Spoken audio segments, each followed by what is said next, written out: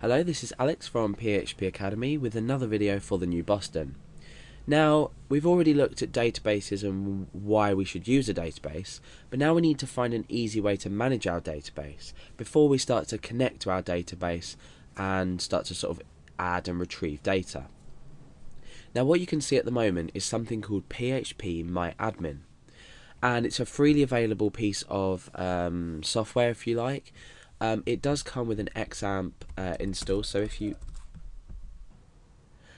if we go over to localhost, you can see we're presented with the XAMPP sort of control panel, if you like.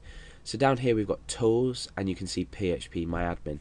So if you just click on that, if you don't have XAMPP, if you're running something else, then you can download it. So just Google for phpMyAdmin, copy it over, and you just put your database settings in there. So your server, which will be localhost, and then everything will be managed for you.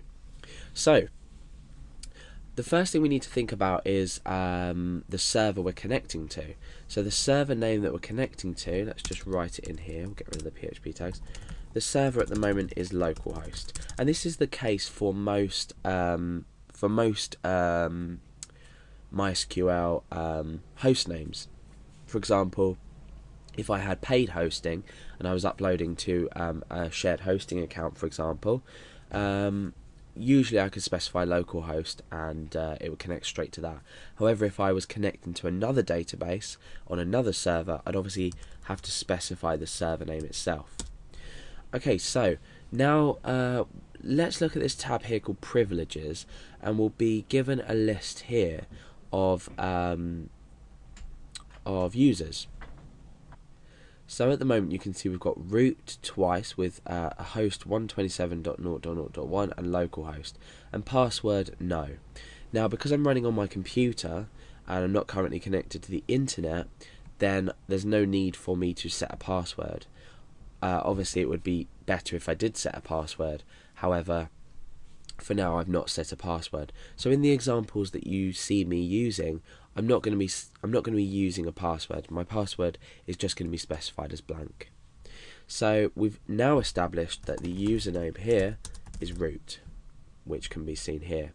And you can also add a new user. So if you wanted to add something that was a bit more friendly, so you could say Alex, for example, and then you can specify the host, but that's best to use localhost, and then you can specify a password. Okay, you can even generate a secure password. So we've done that, and now obviously I've already spoken about the password, which is blank, so I'm just going to put null here. So we've established the server, the username, and the password, and this is all we need to use to connect to our database. Now we're not going to be looking at that now, but that's just how you're going to find that information out. Now let's look at, let's go back to the home page here.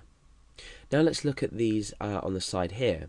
Now what you can see here are databases that I've created sort of over the years or months, if you like, of just things that I've worked on in general.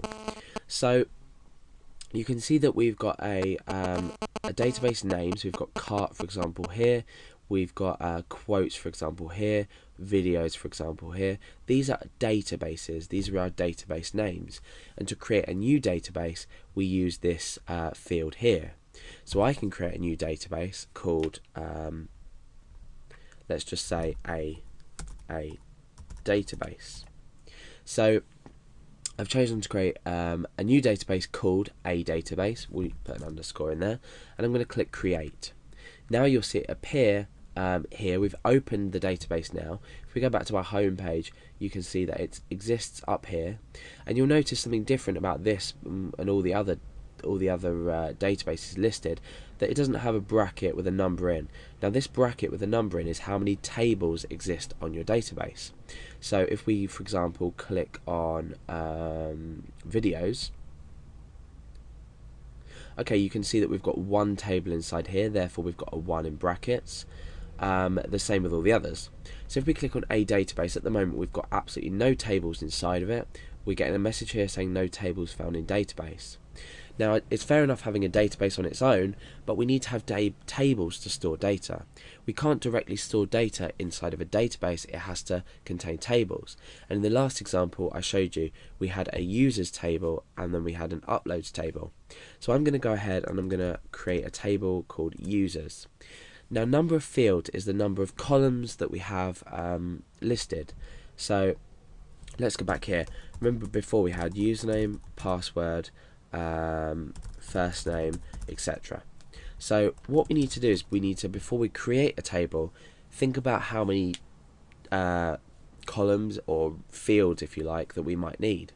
So for example, if I was creating a user login database, the minimum we need really is an ID, because we need to assign a unique ID to each user, a username field, a password field. That's all we really need to create a user login system. So I'm going to come back to my database and I'm going to choose number of fields 3. Now I can click go, and what this is going to do, it's going to transfer me to this area here where I can create a create each field. Now it looks like a lot of information, but you don't have to specify all these boxes. You don't have to choose a drop down for all these boxes, but there are some important parts that you will need to specify. So for the field, this is the field name.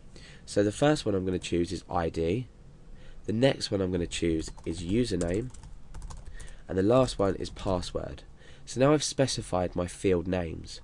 Now what I need to do is specify the type of data that I want to store.